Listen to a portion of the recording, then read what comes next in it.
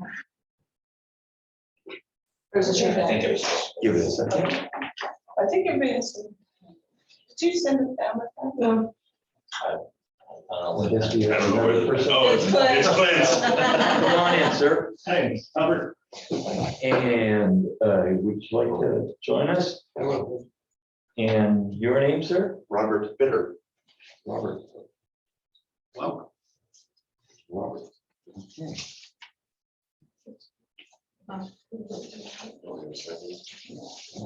Um, Do you need the- Have everybody had a chance to review the minutes for October 12th, 2022?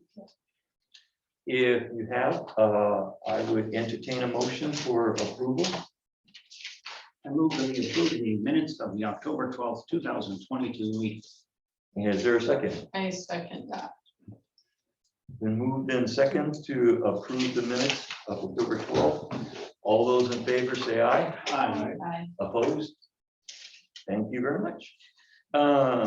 Moving on the agenda, we have, I take it, some citizens here, and we also have another citizen who had sent us a letter, and I encouraged him to come, but I don't see him here, so we're going to take up his letter, at least, if I find it. Hold on.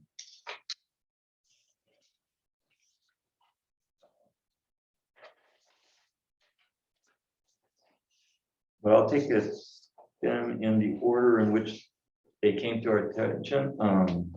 Leland Landridge is returning to us. And I believe we're dealing with a sign request. And she sent me a copy of the proposed sign, and I've shared that with Public Works. So I guess very good. This. Yes. Gotcha. Very good. Do you have a chance to review it, Spencer? And Yeah, I think we'll be okay by putting that one up. all right. This sign is being proposed that it be put up on North Maple in the area, I guess would be what? North, going down toward the country club area, along that roadway. It's kind of very narrow, and we repeatedly are dealing with speeding in that area. So we have approval for that sign to go up from Public Works, and I guess you're gonna work with the country club to Yes, get the sign. Allison is ready when we have an okay, and you just have to let me know what the mode of operation is on this. Do we just purchase it and get it to you? Yeah, Is definitely. is that high quality, the reflective, gonna be okay? The Mhm. size and everything's fine? Yep. Okay, well, we'll go ahead and do that. Two okay? We have. Yes. Coming and going. Yeah. Yeah, the school, since the church is going in, that, The school signs are, yeah, they're no longer Relevant. relevant. Yeah, so So are they coming down then, the school sign, I'm assuming? you could Yeah. probably take the place of, you Yeah. think? Okay, I don't know what all, does that do anything for you guys? I've never taken a school sign down, so I don't know. Yeah, I think we're okay. No, because there's no school in session there, and if there's no kids present, then we Then we're don't fine. have any authority to issue citations. in this. Gotcha. All right. Okay, thank you very much. Is there restrictions like on the height and the setbacks in the street so that they're visible? Is there certain parameters? All signs have to be at least 7 feet high to the bottom. And then setbacks are, without having sidewalks in there, they just need to be, I believe it's, what if it's 4 feet off the edge of the road, off the top of my head, but So my question is, can you Oh, just yeah, take the sign it's off that perfect. wall? I'm just gonna take the sign off. Okay. That- Seems easy. Yeah. I don't know. All righty. I like half of this was just. Yes. Thank you very much. That resolves that issue. And moving on. sorry if I'm being taskmaster, but I know you guys want this meeting to keep moving on.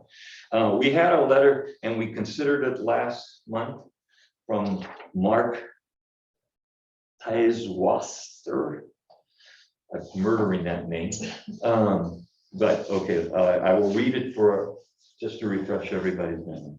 Dear Robert, I'd like to request that your commission look at the traffic on Territorial.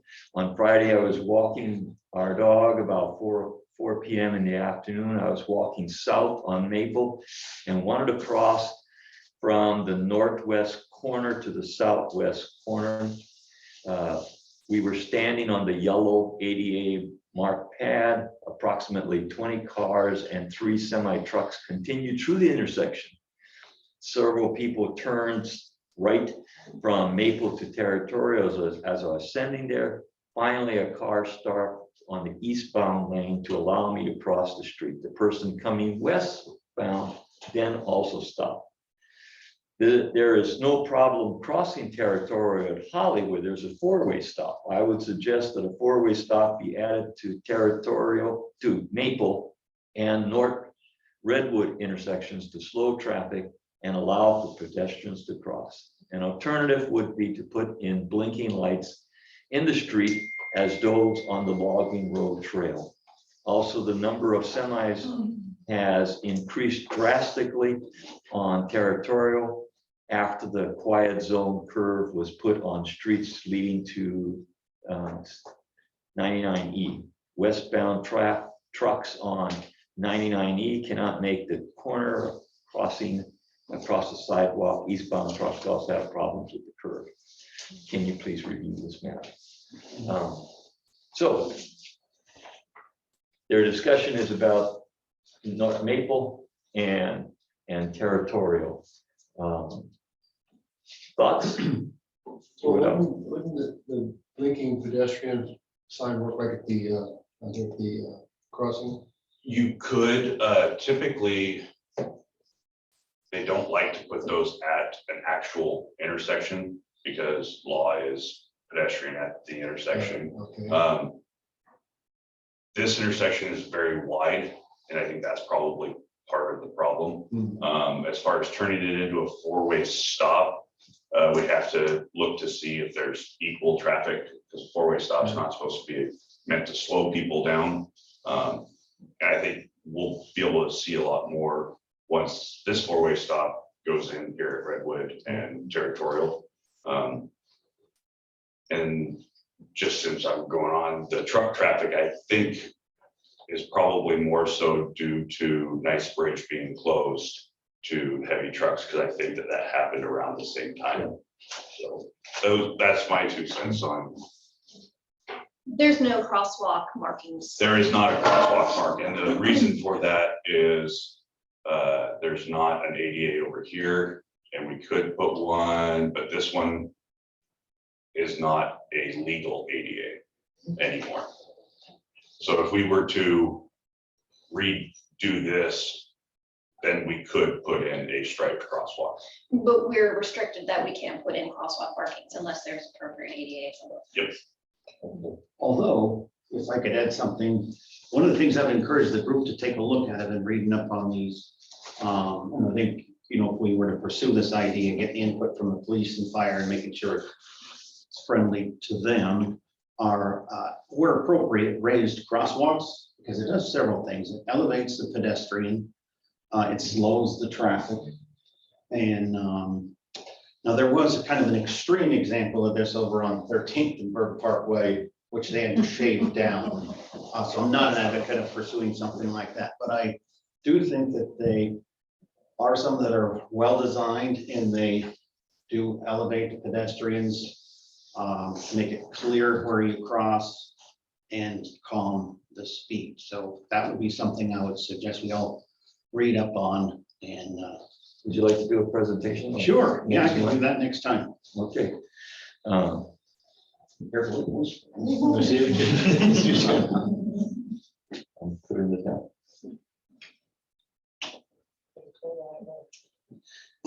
But as far as this one, I guess my take on it is that Territorial has become an extremely busy roadway. For many reasons, you know, bypass traffic, increased housing, all kinds of reasons. And my wife and I walk that roadway almost daily, making our step loops.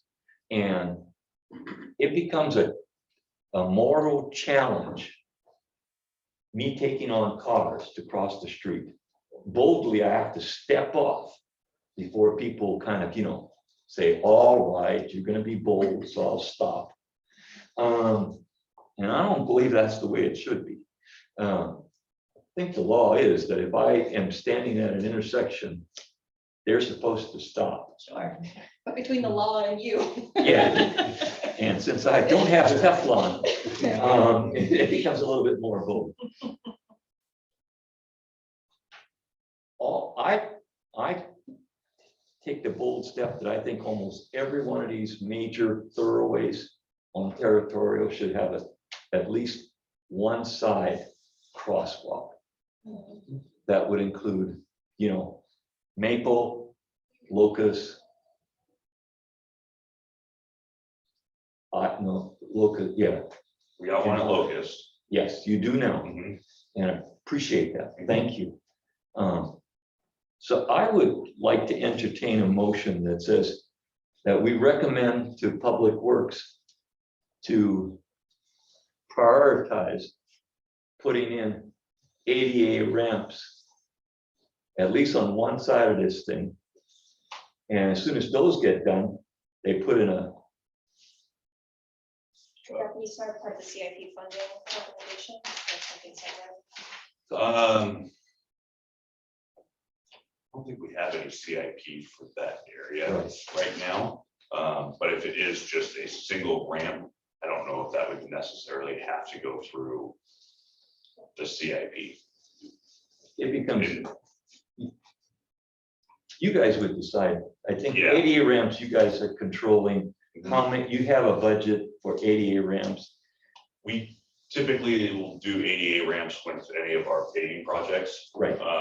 So next year's paving, even if we're not paving in that area, I could add to redo a ramp in that location. If I could add one more thing too, on this raised crosswalk idea, in the research that I've done, they make it so it's flush with the top of the sidewalk. So I don't know how that would work with ADA, but it would, I mean, it would be seamless. So it would maybe not make the ADA necessary if it was approved.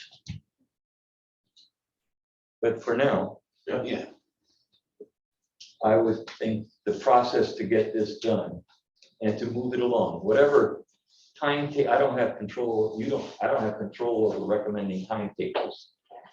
But we can recommend what needs to be done. And which would be, at least on one side of the street, put in ADA ramps so that it would accommodate a side crosswalk, a marked crosswalk. It's a really large and busy street, and they're gonna be closing down 99 for work in like a week and a half, and could do it for a year. Yeah. And then they're gonna close down Knightsbridge. This is gonna be a real big, Yes, yeah. I could When make a motion. I'd like to make a motion that Public Works review the intersection of North Maple and Territorial and recommend crosswalks and ADAs where they deem appropriate. Seconded. cool. I can write that down. You do Travis Circle. It's been moved and moved by Clint and second by Jennifer, that Public Works consider installing ADA ramps and a marked crosswalk on Maple and Territorial. Is there any further discussion? I have one quick question for Spencer. When you say next year, when does next year's work season start? It'd be after July. July 1 is usually once we start the paving. Okay, thank you. All those in favor say aye. Aye. Opposed? Thank you, sir. Surveys for pedestrians as you do auto. How do you count how many pedestrians actually use that crosswalk? I do not have a way to count that. And there's, I, you're getting input from the Yeah. small group here. And let the public know that their input is important somehow. That's true. But I do know something that's true for a lot of things. If you build it, they will come. Right, Kevin. You know, if we put a crosswalk there, I'm telling you, my wife and I would cross that street much more apt, and I'm sure a lot of other people would too. All right. We have a lot of citizens, so I'm gonna just keep rolling along. Dan and Pat Ebert, are joining us this morning, so they came in first. So I'm gonna have them tell us their concern. Just a reminder about our process. Whenever a citizen comes to us, the first month, we listen, we ask questions to clarify the issue, but we don't make any motions to solve the problem or to make recommendations. We set that for the calendar for next month so that you can then have some time to think about it and go and actually visit the sites. So, Dan, yeah. Very good, thank you. I'm coming to you as a citizen this morning, but I just want to start out by saying, as a member of the Planning Commission, your input and your advice is critical to what we forward on to our city council, and I appreciate all the work that you've done over the years. It's very, very helpful and very much appreciated. I can see our city representative already knows where I'm going to talk about. So we're going to move to the corner of Northwest Baker and Northwest 6th Avenue. So we got to get on the other side of what is now Clarios. And Baker Drive is right there. We're going to keep going down. And we are going to talk about the intersection at Northwest 6th Avenue and Northwest Baker. They now call it North Baker. I've lived there for 37 years. It'll be Northwest forever as far as I'm concerned. This is looking down our street. So what we've got here is we've got a street that comes down. I can see my flag. That's a great picture like that. If you come down Baker and you turn right, right here, you're going to enter this is a one-way, goes right in front of our house, comes around to a 90-degree turn, and then heads down through the industrial park and so on. This is a very popular street for employees that work in the little industrial park here, employees of Claros, Wilson Construction, Potters, all of those. And the police, yes. And so they're the only ones that get to go one way, the wrong way on the one way. So anyway, so we've got this street. We can back it up to the intersection of Northwest 6th and come around the corner, right? yes, is. Yes, okay. 13. Yeah, so this corner right here, down Baker, we get a lot of folks. I've got a trail cam set up on the one way, so that I'm kind of monitoring who's going the wrong way on the one way that are not in black and white cars. So I can forward that information to our police so they can kind of maybe monitor that a little bit better. I'm gathering that data, but what's very interesting to me is that the trips coming down this street and going onto the one way, in a four-day period of time, we had between pedestrians and traffic trips, over 1,000 trips that went through that little one way. So it's really popular for walkers, pedestrians, and so on and so forth. The problem is that when they come down this one way, they're usually late to work. They come quite quickly down this one way. The speed zone there is 25, if I'm not mistaken. That is not achieved on a consistent basis. And then we have this corner that goes down Sixth. That tree that you're seeing right there on the corner has been removed. And the folks that bought that house have taken that tree out and they've landscaped that. They did a really, really nice job on that. Problem with it is when the tree was there, it kind of slowed people down a little bit because they couldn't see if they were turning up Sixth. But now that the tree is gone, it's just, they cut that corner quite frequently and then hit up Sixth. So we kind of developed an accident problem here because there's no stop signs, there's nothing to control that traffic cutting that corner. And it basically is a 90-degree turn. So we're looking for, there was a conversation years ago about putting a bump out on this corner. That would be a good solution for that. We get a lot of, I say a lot, it's slowed down considerably as far as the semi-truck traffic is concerned that comes off of Knightsbridge. Because if the trucks use a, what would you call it, a civilian GPS or your GPS like you use in your car, it will bring them down Baker. And so they sit here at this and they decide, well, am I going to take that little one way where the sign says no trucks, even though they've already passed 3 signs that said no trucks.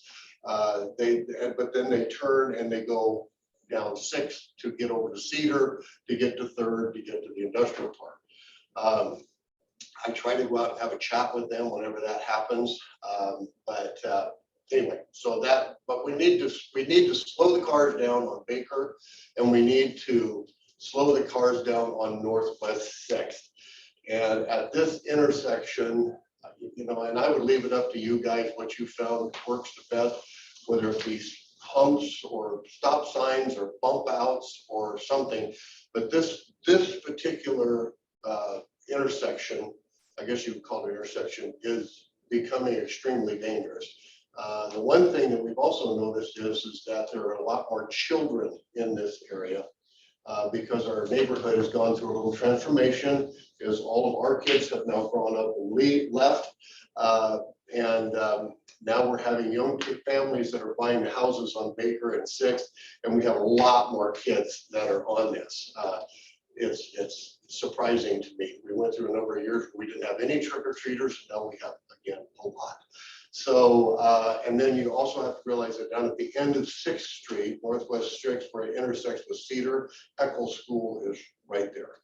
So the kids that come from the Ash area, Baker area, all of to the left, all of those kids come down here, they go down Northwest 6th, and they go to Cedar to go to Eccles and get their bus stop or go to school there. So that's kind of what we're looking at. We need to slow the cars coming down Northwest 6th, down Northwest Baker. And, I know the police department uses the one-way when there is an incident on Knightsbridge. And so I don't know how you guys feel about bumps and humps and whatever we want to call them in Canby, but I could see that being an option. I could see stop signs being an option, but we've got a lot of stuff that's going on here at this particular intersection, and we would like to see some type of mitigation happen there, if at all possible. Would you like to see something on both streets or just something in between the 2 streets? I'm sorry? Would you like to see something on both streets, something on Baker and something on 6th, or just something at this intersection? Well, I don't know. Both would be good, just basically because I think it would slow cars down coming down Baker, going on to that one way. If there was a stop sign there or something, it would slow them down considerably. Right now, if they're late for work, they scoot through that one way pretty quickly. Now I guess you guys did it. I don't know who did it, but somebody did it.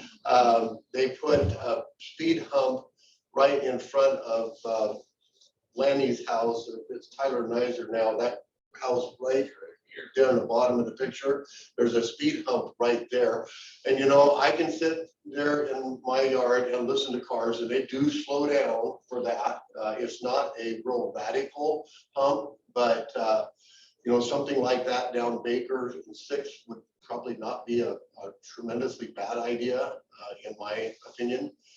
But that does work. Of course, as soon as they clear that speed hump, it's a drag strip from there right down to 3rd.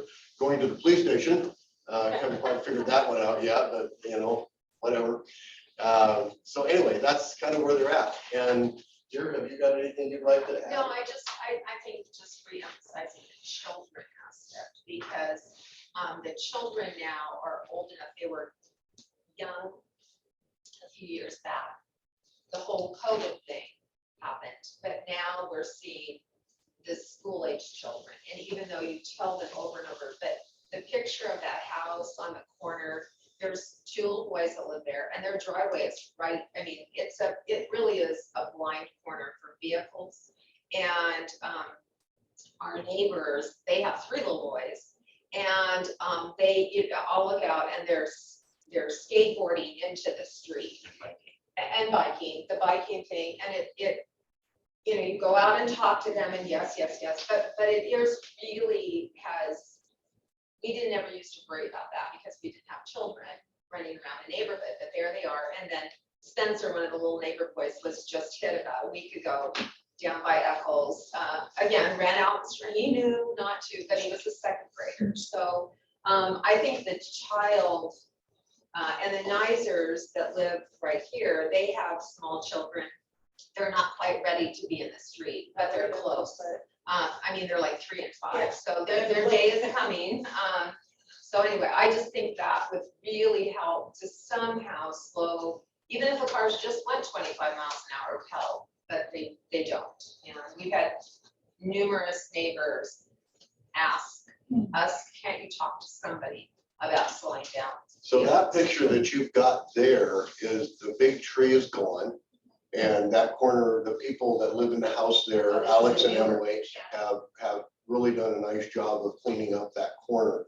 But you can see cars coming down Baker, how they cut, you can't see it, but how they would cut that corner coming around. Then they do, well, you can actually see in the street the pattern that cuts there. So if there's somebody coming down 6th and somebody coming down Baker that's turning onto 6th, there's been numerous close calls. Is Baker one way on the kind of north area there?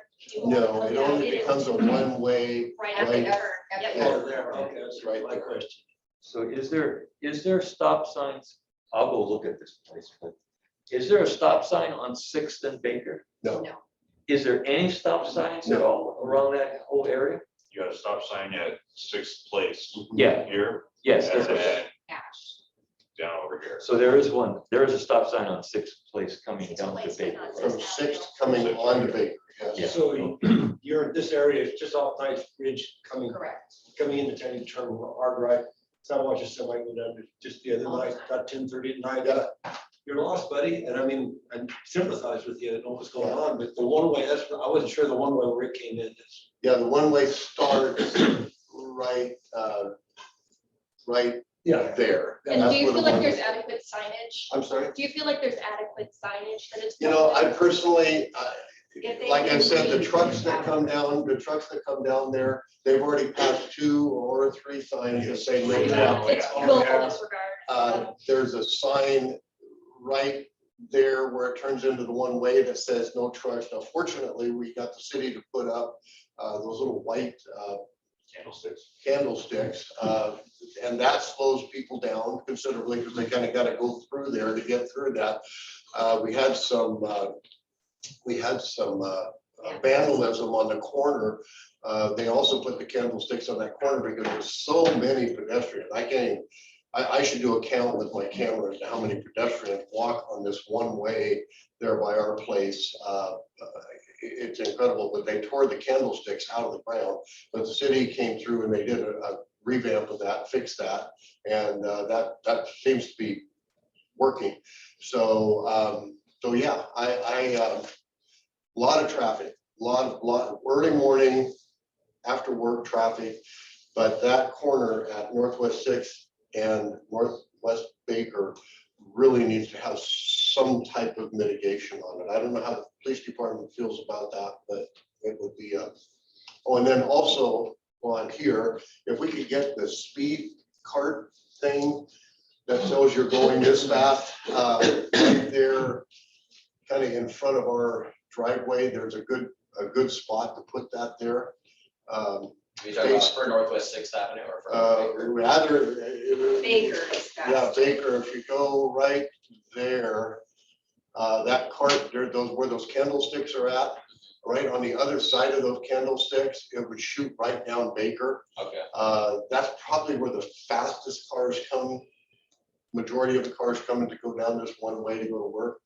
I think that would slow people down. okay. It might have to go a little bit farther north. Because by the time people get up to closer to that, they're gonna be, and they're not gonna see their speed until they already start slowing down to see the reader. Well, that's. So it might be beneficial to be more north, but we have a couple other places we have to put it into. We only have one, and we have multiple requests, so we're just trying to balance, but I can put that on the list, so. All right, very good. But we feel like you guys are the experts and really we welcome ideas. It's just, we didn't used to worry about it, but That's the problem. I don't know how you want to fix it. Paraphrase what we'll be looking, what you guys will be looking at, that we will be all looking for. There seems to be people speeding on Northwest Sixth. Okay. And so there's speeding issues on Northwest Sixth. There's concerns about the fast turns from Baker to Sixth. And maybe Sixth coming down into Baker too. Even And though the, there's a and the stop speed, sign and the there. speed on Baker too. Yeah, and so speed on Baker, turning at that intersection. And we'll look at those. Is there a time of day that you notice more traffic on Baker? Oh, yeah. Matter of fact, I. shift time. So like I would say early morning? Early Early morning, morning, and yeah. then late, And then when shift is over, when shift is over. yeah, it seems like in the others, that's about when kids are getting out of school. Yeah, about 3 o'clock, they probably work 7:30. Correct, yeah. Spencer, is our digital speed count machine being occupied right now? No, it just came down, so I put a charge on that and then we could put that out there as well. So what we have is, which we use to really help us assess the problem on the street. Because from the occupant of the street, it's always fast and there's always a lot of traffic, but to balance off the problem, the Canby Public Works has a great device that's very mobile that we station on something, and it counts all the cars and the speeds of the cars for that particular area. So that really gives us an objective measure as far as the seriousness of the problem. And we usually run it for 2 weeks, and then we'll have the data for next month. The only caveat I would say to that is with the weather changing, the children are not out playing as much as they are in warmer weather.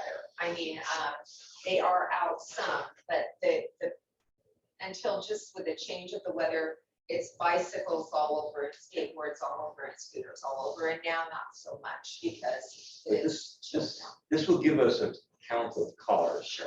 not of the Kids. the kids, which could be anywhere. Right. But we'll get an objective idea of the amount of traffic and speed that they're going, so that it'll help us balance. what- That'd be interesting That'd be great. information to know, yeah. Doesn't minimize the problem, but it No. helps to kind of clarify what the times and things like that as far as we can do. So I heard, are you gonna be able to do that, Officer Miller? Just put them on the For list. the radar trailer? Right. Yes, Okay, so I don't need to fill out one of those 2 weeks, forms. 3 weeks. couple weeks. Okay. Okay, A week, Does that thing need to charge? yeah, so it'll last. Depending on how old the batteries are, sometimes a week. Well, if we need to put it on a charger, I've got electricity close in that area. Okay, yeah, it'll last a week on a charge. Okay. So okay, so I don't need to fill out a form, you'll take care I of can it. take care of it. So we'll have immediate response, we'll have some data being collected, ask all of us to kind of visit that area to get a better perspective about what's going on. And then we'll have the wagon there sometime in the next few weeks. All right. Well, you know what caught my attention recently is Third and Pine, the solar powered lights around the stop sign. That stands out. It jumps right out. I was. Thank goodness. And finally, Tracy was ready to kill us all, but it finally came in. Oh, this really stands out. If anybody hasn't seen it, you should go in. It's right next to the old museum, Canby Museum Oh, by the okay. fairgrounds. Okay. That nice sign. Wrong is it? They should have some more of those. They're expensive, I imagine. They are, I like the flashing signs when they get used properly. My biggest concern and the concern with a lot of the experts, if you want to call them that, is if you start putting them up everywhere, Yes. then It comes in effect. anytime you don't have a flashing sign, then people don't see the stop sign. So, and it's not even so much for like in a certain area or a block, it can be, it's drivers are only in Canby. So if we train every driver in Canby that a flashing stop sign means to stop, as soon as they get to Aurora or Barlow, they don't see that flashing sign, they don't go for it. So there's a lot of studies going on right now about the effectiveness of the flashing signs. I think they are very effective. It's just, unfortunately, we can't put them everywhere. And the 25-mile-per-hour sign that flashes Mhm. on the Knight's Bridge, Mhm. is that activated by speed? Yes, So once you hit the 25, because I played that. I believe I have it set at 27. Testing it out. Yeah, so if you're doing 26, it won't blink, but Yeah. yeah. I've used up on there. Okay. Can I make one other addition to what we're talking about? When we had the power outage with the power pole and they closed Knightsbridge just here a few weeks ago, they routed all of that traffic through this neighborhood. Oh, geez. And so it came down Baker, came off of Knightsbridge, came down Baker, and went down 6 to get to Cedar to get to 99. We became very, very popular through there, and it just happened to be that the neighbors next to us were pouring concrete that day. And so we had a cement truck out there, I went out with cones and we kind of directed it a little bit on that corner because it was, so anytime anything happens on Knightsbridge and they close Knightsbridge itself, that traffic comes right down through here. And it becomes really, really popular. That was the first Yeah. time I'd ever driven through there, is we were going to take Knightsbridge, it was closed, we got rerouted through there, and I thought, this is a terrible reroute. This is awful for this neighborhood. Probably shouldn't. Yeah, Dan. Closing that bridge in the spring. There we go.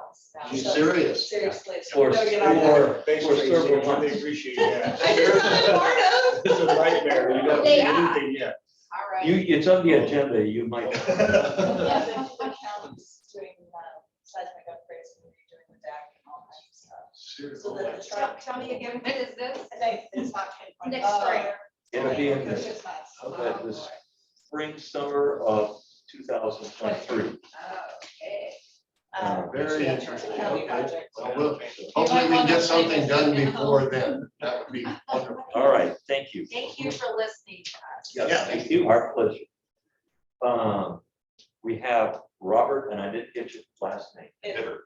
Bitter? This is sweet. Okay. Mr. Bitters, would you like to say something? Oh, sure, thank you, appreciate that. Recognize something that you do. I'm here at the invitation of Officer Miller. He and I were talking last week about challenge, a long-term challenge at Highway 99 in Redwood / Sequoia Parkway, particularly for pedestrians. Excuse me one more time. Where? Highway 99 E and Redwood on one side and Sequoia Park on the other.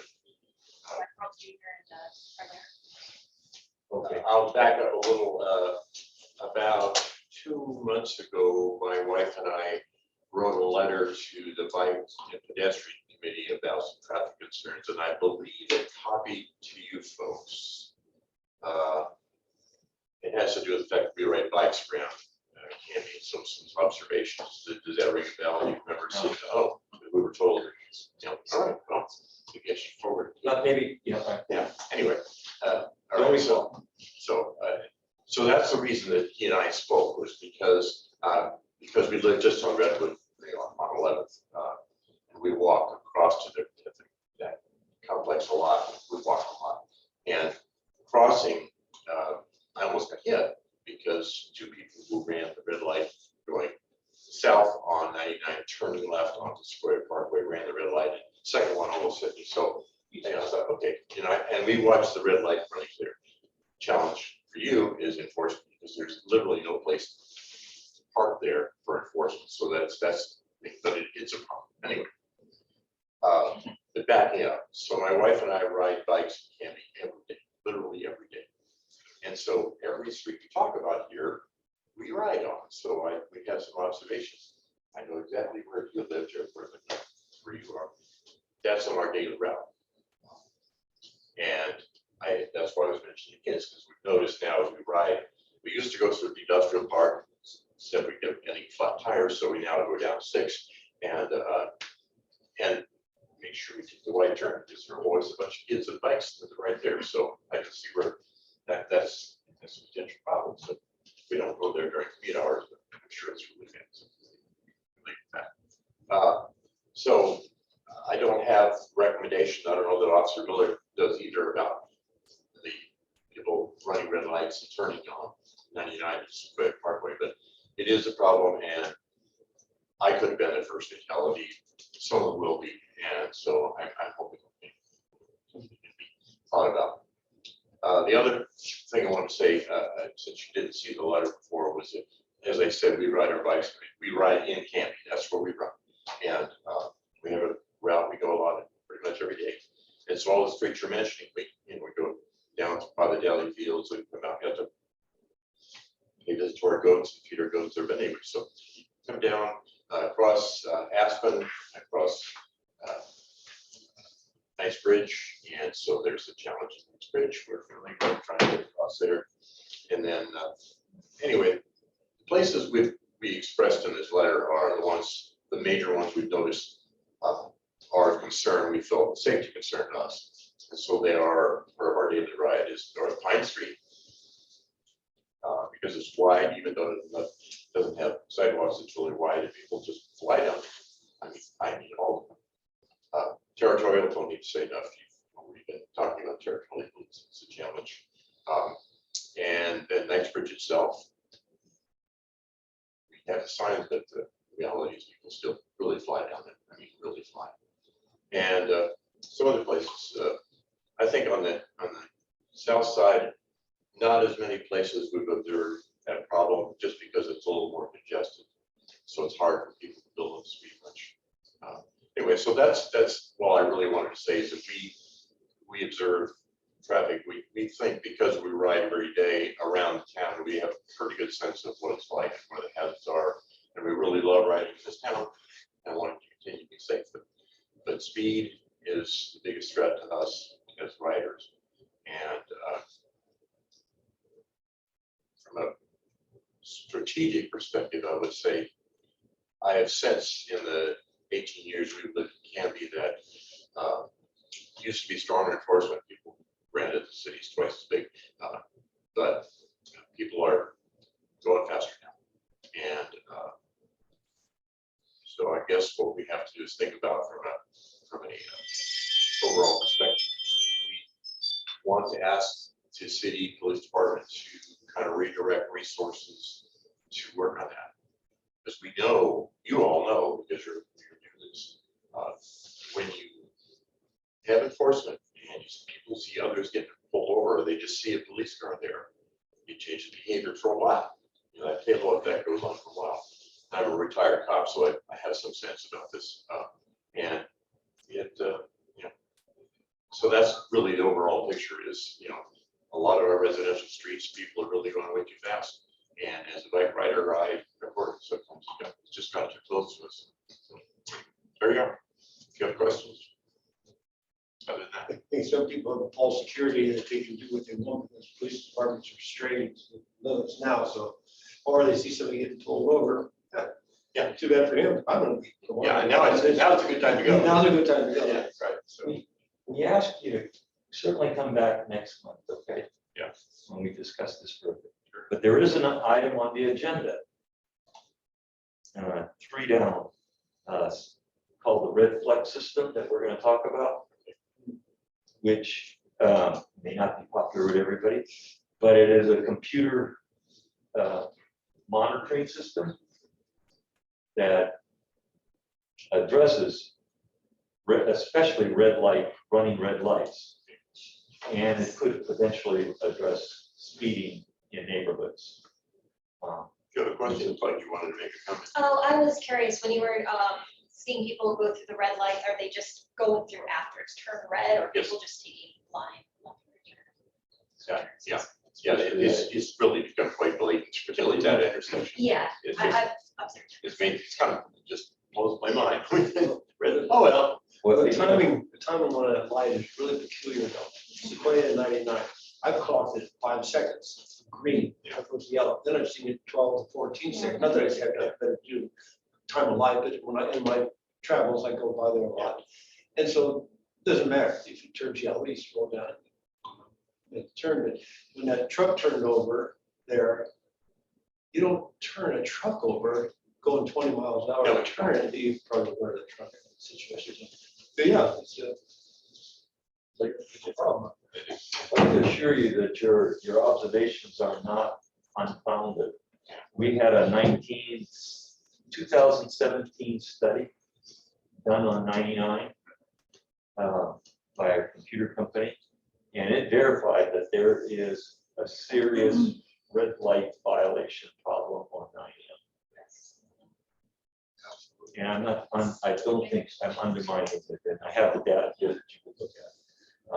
but it's, it's a state highway, so it's theoretically the state police responsibility, but we know they're good with staff. Yeah, but we So- can, so we there have are. some power Yeah. to do something about it. I would just like to add, we do Elm at 99. And now, I mean, again, in the last, 10 years, with the dump trucks that go through here, there are, I mean, it is only by God's grace that there have not been more fatalities, because we have learned to just wait until everybody stops, because the red light means nothing. And dump trucks flying through it, I mean, it's frightening, so. And that messes up the queuing and everything else. Oh, yeah. Yeah, I mean, and they're heavy, Oh, so they're not gonna come oh, to stop real quick. it's unbelievable. Thanks for your time, all. Thank you. All right. We have one late citizen. Yeah, I just came to thank you. Oh, Is it my turn to talk? go ahead, Well, look, Laura. Lana. We came to you about Pine and Territorial, and also requesting stop signs down on Maple and Locust and Ivy. Anyway, the corner of Pine Street was my major concern, because I live right there. And you guys came right over when you were fixing the road over there and put those yellow lines down. And I discovered after I talked to you that there's a fire hydrant over there on that corner too, by that bus stop. So they put a nice long yellow line by that one. I just want to thank you for your leadership and your responsiveness and your willing to listen to my frustrating rants. And just really appreciate it. Well, we thank you for being a good, responsive citizen who's trying to bring some peace to your neighborhood. And extra props to Public Works, because I'm Yeah. sure Yeah. Spencer out there really making it happen. Yeah, thank you, Spencer. And also thank you for the weather. Enable for him to paint that in that narrow timeline. Thank you. Okay.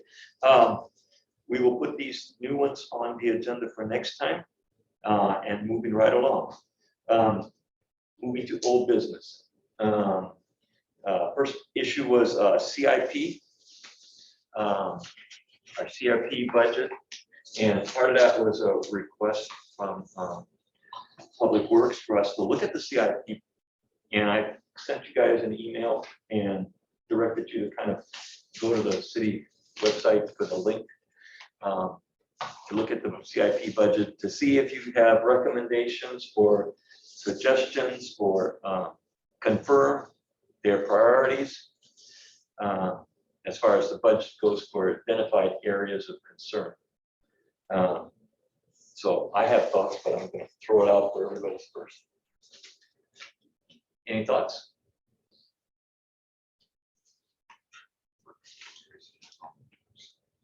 It's on, you got to go down to, go to the department under finance, Okay, and then it's the adopted budget.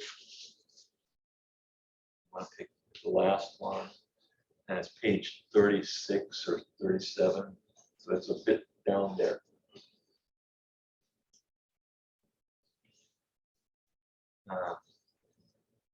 Any thoughts? I think, okay, I mean, I first don't want to talk too much, but you know me, I'll fill the space. I think Public Works has identified some serious areas of concern. Most notably,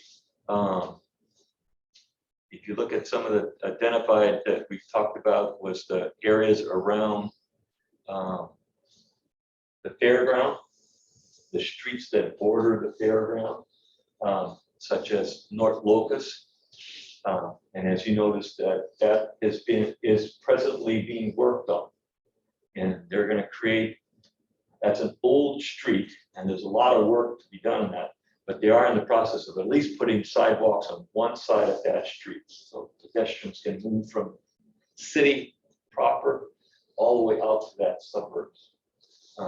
Also identified in this CIP budget is North 10th. North 10th is a very busy street, a connector street that goes from Pine all the way up to Holly and further, but in that particular area, it also is a linkage to North Maple Street Park, which has become a very big identifying place for people with splash pads, pickleballs, softball. And there needs to be, on North 10th, there is no sidewalks. And that becomes play tag. So I'm sure a biker, there's a bike there on North 10th going down. It's playing tag with cars. So those are two projects that have been identified that I would strongly ask that we support those on the budget, because it also rings the fairground. And when fair is on, there's a lot of pedestrians walking the streets, and there should be safety from cars. And cars shouldn't have to be worried so much about the pedestrians too, who are walking around in dark clothes at night. Get them on sidewalks, so there's some safety up there, you know. And some of the others, but one of the things that Jerry was asking, that if we had any other serious areas that needed to be looked at, that we should at least be talking about trying to add it to a CIP long term. And one area that we have talked about is North Maple, and it's there. Looking at that particular road, especially North Maple is an interesting road because part of it was city, and the city was able to take care of their part, which is from 10th to 14th. They've done an excellent job on that strip of road in front of Maple Street Park, and if you're welcome to go and look at it, it's got sidewalks, and like I said, you build it, they will come. Tons of people walk on that particular part of the street. Now, the rest of Maple, going from 14th down to the river, used to be a county road. And it's now just recently transitioned to a city road. It's particularly problematic between what we were talking about from Territorial down to the country club. Because it's very narrow, no sidewalks, and difficult and the cars move rather rapidly. And we've shown that with speed data, that cars are going very rapidly up and down that street.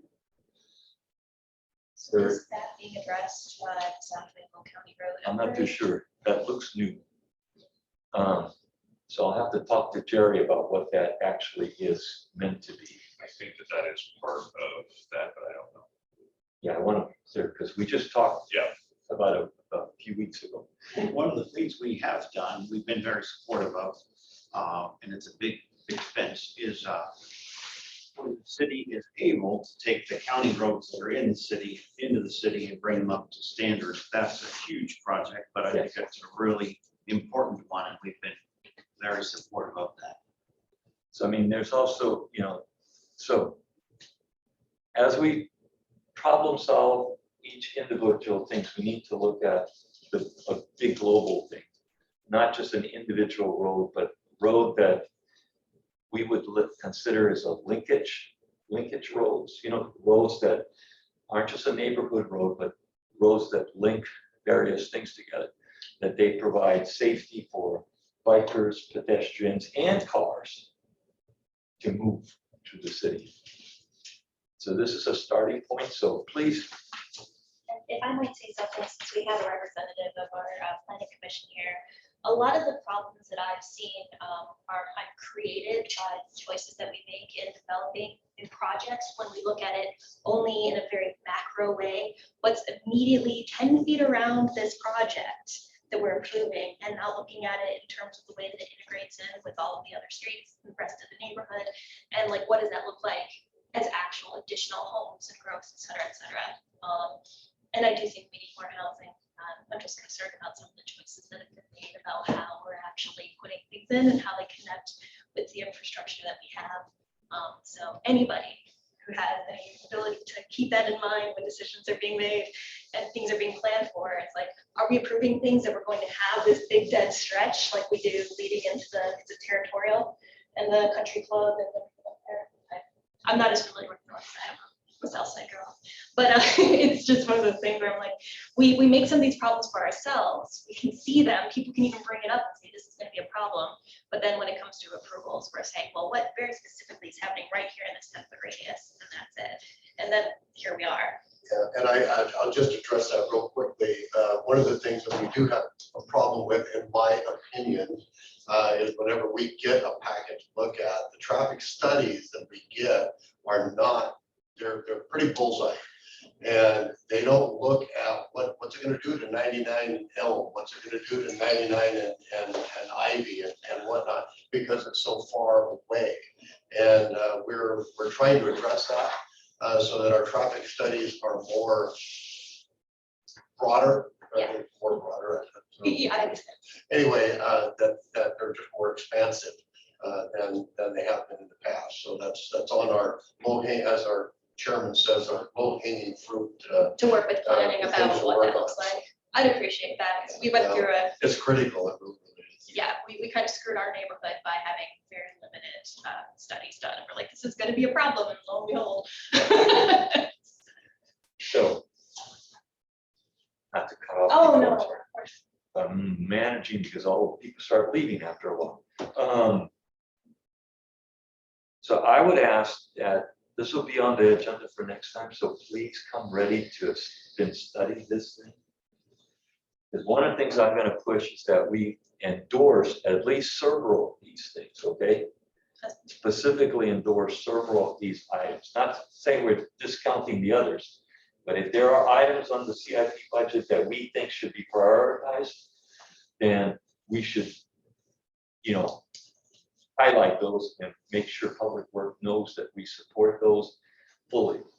And of course, for me, I've already told you the ones that I think are really very important. I mean, because of the streets, the condition of the street, the location of the street, and the frequency of the speeding and the pedestrian walking of those streets. Could I make a request to you, Spencer, for clarification about what the industrial park connection is, like where that's located?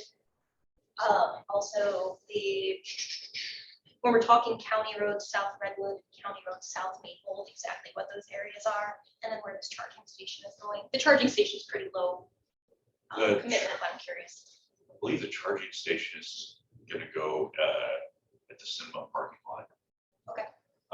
The industrial road is going to come out over by the old spinning wheel, Jarbo's Bar and Grill, That's the Walnut.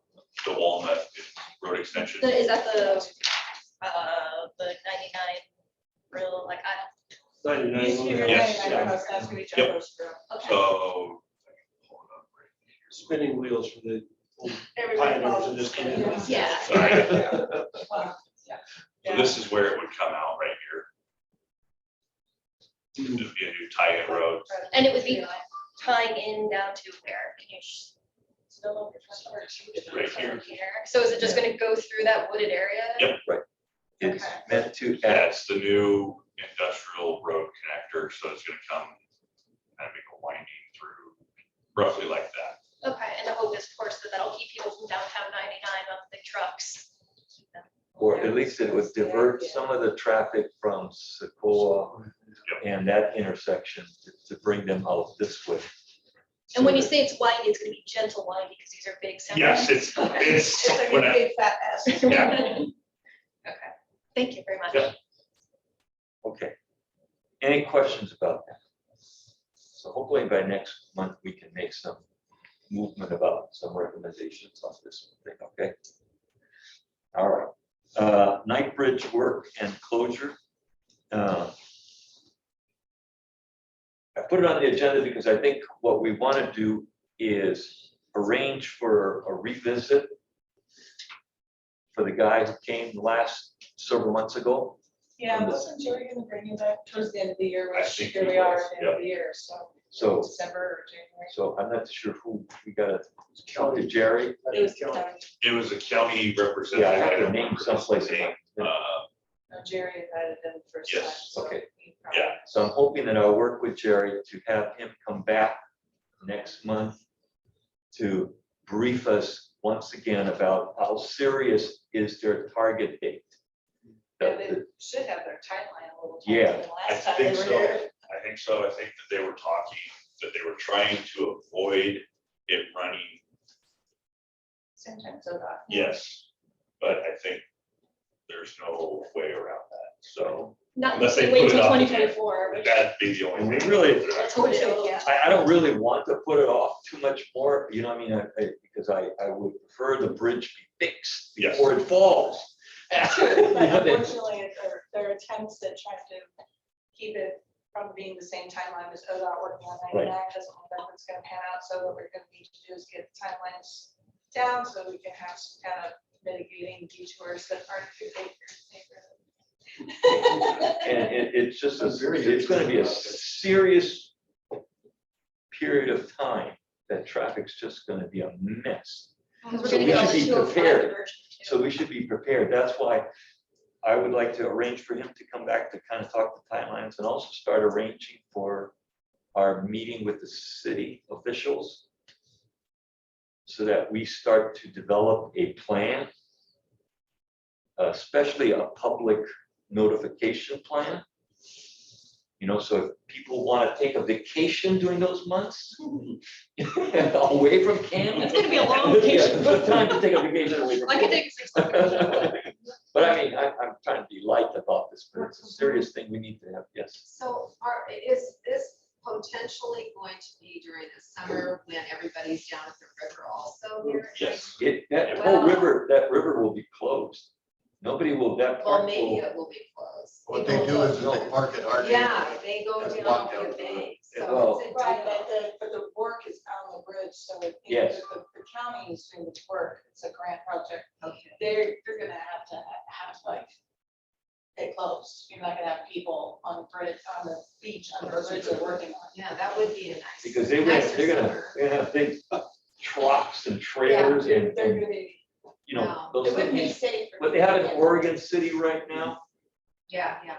that's gonna have them Yeah. that A bridge. little smaller I scale. wanna watch them bring the. Yeah. Much smaller scale. So Much smaller scale. I will attempt to try to talk to Jerry and, you know, Mr. Archer about starting a process and with Tracy to start to at least form, and the police, to formulate a planning group so that we have a plan of communication with the citizens and also a plan as to how we're gonna deal with this. Routing traffic. I mean, we all know from our traffic studies how many cars utilize Ninth Bridge on a daily basis. There are thousands. And when that bridge gets closed, there's only one other way that they're gonna access the city, and that's on 99. And it is going to be a challenge. If you could put me on that list, I'd like the planning commission to be aware of what's going on with this too. So Certainly. I can speak to them about that, so that we kind of know what's coming up. I And don't we're know if gonna, we've got any projects coming up in that area, but it would still be good information for us. Tracy, Oh, that's just because I know now how many or how few people listen to the city council meetings. I've only been saying this every month since it came up, so it's kind of funny. That's all. yeah, I mean, I've been saying it on every liaison report. I know, I mean, but I do think we need to form a group so that there is a concerted plan about when you start putting newspaper articles out, social media out. Yeah, not to panic anybody, but just No, but better Jamie be should be in informed there. than not. Nobody reads the paper, but Jamie is our, Utility bill. what is it called? Truly put it in the Relations or whatever. utility, 100%. Yeah. All right. any She other- suggested putting it in the utility bill as a notice, a lot of cities do that. I think Yeah. they're really good at it. Everybody gets one. Yeah, it's true. They don't always read them. That's No, true, but- too. The positive But side, you I need always multiple points of contact. I always want to Lots of reflect on the information. positive. So as we have to endure a problem, we always look at the positive side. It is better to fix the bridge than to worry about a bridge that falls and then have to wait years for a new bridge to be planned and rebuilt, okay? Are they gonna increase the tonnage? Are they gonna That's allow part of commercial? why- That is part of it. It is part of it. So more trucks in your neighborhood. So you know it's gonna take a while, but it's easier to fix a bridge than to worry about the bridges falling. Okay, And it's a so- little more peace of mind too, like in an event of emergency, it's not going to survive, a 9.5, but it'll be much more secure in a lower quake than it would have been, and that gives more people access to get out if there's problems. Sometimes we have to endure some little bit of discomfort for long-term benefits. Do you guys are the ones, are you guys the ones that connect with the railroad regarding with the date, with Knightsbridge closing, everybody being on 99, and then the trains that wind up being the issue? Do you guys have any impact on that, or is that somebody else? It's a good- That's been an ongoing fight for, Yeah, it'll just have a higher impact now. It'll all take us to be a little bit more caring about each other. That doesn't seem to be the issue right now, but anyway. Okay, no, that's a big challenge, but at least we're starting early to talk about it, which is good. Okay, the next thing is speed data report on Redflex system. I sent all of you out my little email. We talked about my write-up. Not too sure if you guys saw it.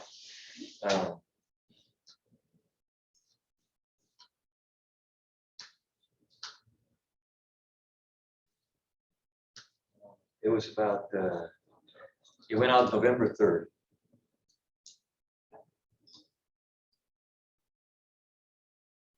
those are the only two I have from you. Awesome. I just searched for Bob and I That's what I emailed. Is that what you guys are? I'm gonna bet Okay, well, in any case, Yes, I will there read is it. a topic. It was labeled face the traffic challenges. Oh, there you go. Oh, beautiful. I'm gonna read it to you. This is my write-up. I hope to someday put this in a PowerPoint. The hope is to put it in a PowerPoint, get your approval if you so deem, or make whatever changes you guys would like to, or kill it if you guys so that a presentation to the city. Facing the traffic challenges of Canby, the need for photo enforcement program. Our experience both as citizens of Canby and also members of the Traffic Safety Commission indicate Canby has some significant traffic safety issues. These include speeding, illegal turns on red signals, and issues related to the increase in volume of traffic.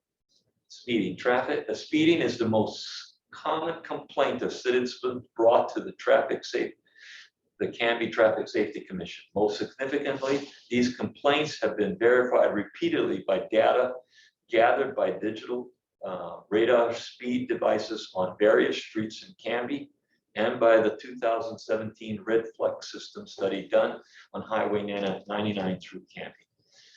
I've included, it will be, all of you guys have those two in the addendum sheets. Included samples of both the various in-city street studies and the Red Flex study for review. In my estimation, they all point to a significant issue, which is and will increase as the city population and density grows. Our Canby police vigorously attempt to cope and address this issue. They cannot be everywhere at the same time and do not have staffing to address all areas and other criminal issues at the same time. We need to examine an alternative to help them and our community manage this issue and prepare for the future. We need to explore the use of photo traffic enhancement systems similar to those used in various cities in Oregon. These cities include Tigard, Sherwood, Woodburn, Beaverton, Portland, etc. Illegal turns on red signals. The 2017 Red Flex study documents this serious system problem on Highway 99 through Canby. I believe the problem has gotten worse since then.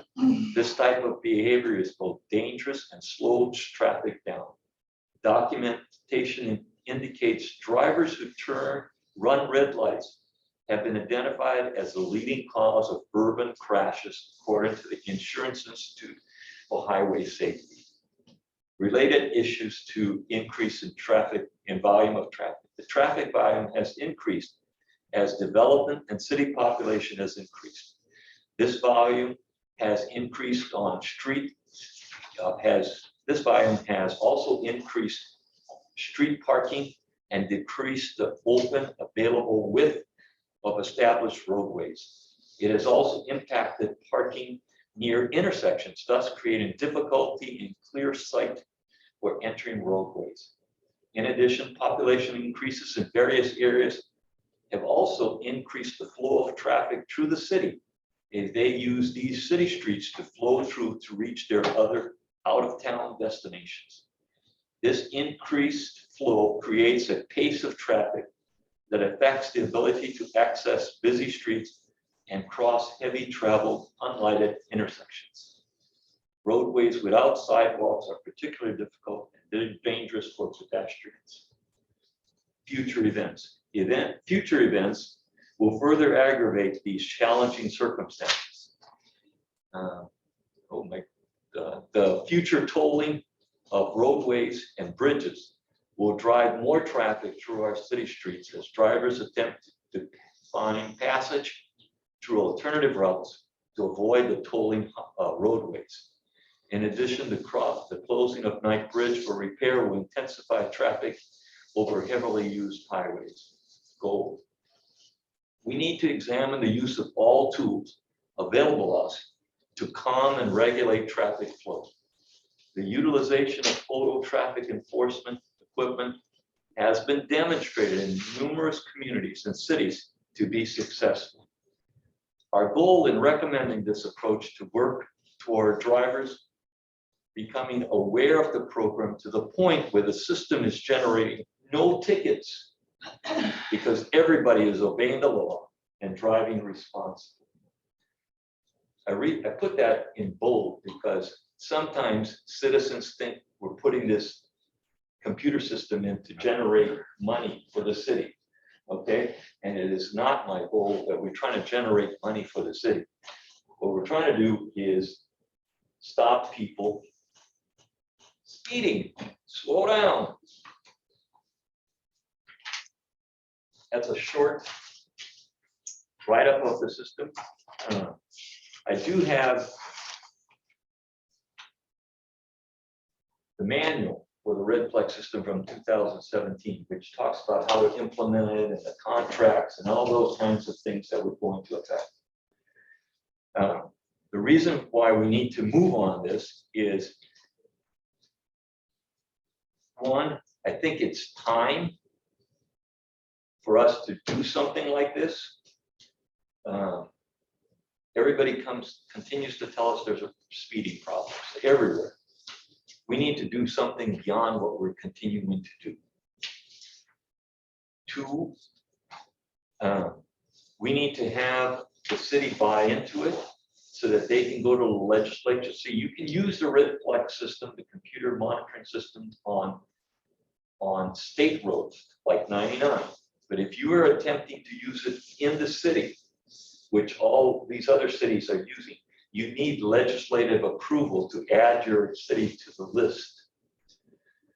So it's important that we move on now so that the city can then put it on their legislative agenda to ask the legislature to include Canby as one of those sites that we could use this red flag system within the city proper. Such as, you could move it around and move it to Baker Street. You could move it to some other street where people have identified. You could put it on Territorial, where people would get tickets, and we put up big signs that says, this is computer enforced, slow down. That doesn't mean that a police officer couldn't give tickets too. It just enhances the police officer's abilities so that they don't have to be stretched as much, So basically, it gives us another option to have something that's movable into a problem area that would be potential for enforcement if needed. Yeah. And we've already established for anyone who isn't familiar that it does not have to be an officer reviewing any information that comes in for that. A civil servant could. And there's no obligation to issue tickets. It just gives us information and the opportunity to, if needed, if it's determined to be. And you could identify certain areas. Certain areas may be very, police officers would play a big part of identifying areas that are particularly problematic that they already know is high frequency. Okay, so you wouldn't necessarily have to just do it once in a while. It could be an identified roadway. Typically, a good example would be Territorial. It's just problematic, and it gets more problematic by passage. If I could make a recommendation, it would seem like out of respect, it should follow the course of you, and I'd be happy to go with you to go to the police chief and make our presentation, because I think it's imperative that the police chief is on board with this before you present it to the city council. And I'm happy to do that with you if you'd like. Yeah. Well, I have no problem. I'm open for whatever the commission feels, but I feel it's important that if you're not ready to vote on it, but we should consider that at least you endorse the concept. So it's not Bob Canberra's. Well, I move that you and I go to the police chief, set an appointment with the police chief, and present this to him and seek his approval and input. So the only couple issues that come to mind for me are that we're going to body cameras here pretty soon. And so there's going to be a lot of footage that we're already having to have our evidence technician review, because she's gonna have to redact stuff from that to release, body cam footage, and that's gonna take a lot of time. And so I know I talked to somebody with the traffic team at Tiger PD, and they don't have a civil servant that does theirs. They actually have their traffic team do it, and they actually have to post overtime to get them all done. And then I know Woodburn also doesn't have a civil servant as well doing theirs. So I'm not sure if they weren't able to do it or if they just don't have it because they didn't want to. And that would also require them to testify in court, and which could be overtime as well. So those are the only things that I foresee happening. And so Does the body cam footage have to be reviewed? Just anything that gets recorded gets reviewed, or is it only when there's some kind of incident or issue that it gets reviewed more closely? So that kind of varies. Oftentimes when we deal with juveniles, a lot of that stuff has to be redacted, or certain statements, if something goes to trial, that they don't want a jury to see, that have to be redacted. They have to go through, sometimes, it can be an hour to 2 hour long video, and they're having to sit there and watch the whole thing and make sure that, they didn't redact something that should have been redacted. So very time consuming stuff that we're already having to hire somebody else, who's our code enforcement officer, does our evidence stuff. She does both things. And so she's already busy right now. The goal is to get her full-time in evidence. And so she has the ability to do the body camera stuff in evidence. And then we'll have a separate code enforcement. Do you guys need funding for more people to have a civil servant and to have like a full-time person available? Because it seems like we've got money kicking around. Personally, I think we need funding for more police officers, but There's no money kicking around. so those are the issues that I see with it. I don't think it's a terrible idea to have one. It's just, I just worry about the resources on our end, like for being able to, if we're going to enforce it by doing citations, because we got to think about the court stuff too and the overtime that it might cost. And I think those are great discussion points, but what I would think we need to do is have a discussion of the system and say, Is this the right system? then these are the things that need to be in place to make, for us to, we should first make a decision. This is a good system, we like it, but these are our problems in implementing. Then we can deal with, instead of just closing down the idea, Right.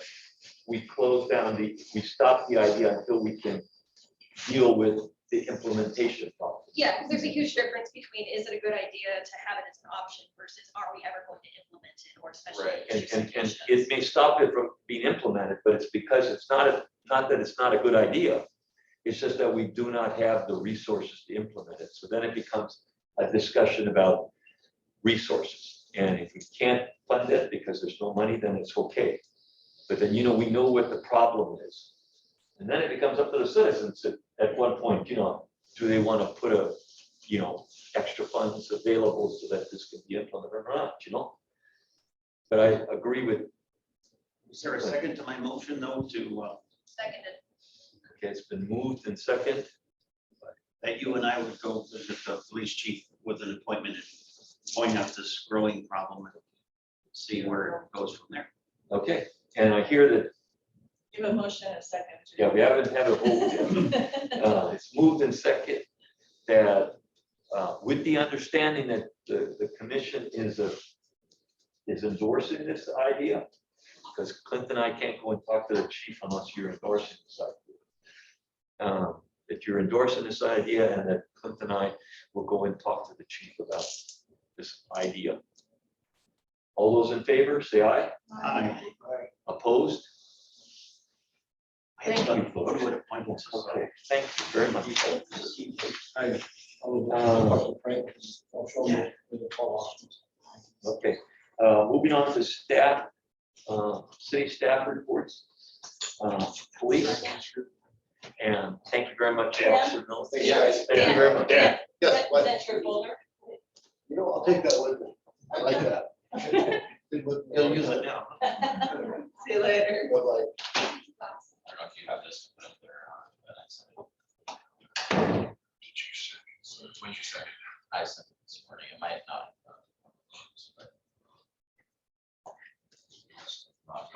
No, didn't send it to me. All right, I'll just talk about it. So Yes. The number of citations in October that were issued is 291, so it was pretty close to 300. There are 12 DUI arrests, a lot of those being drug impaired drivers, not just alcohol.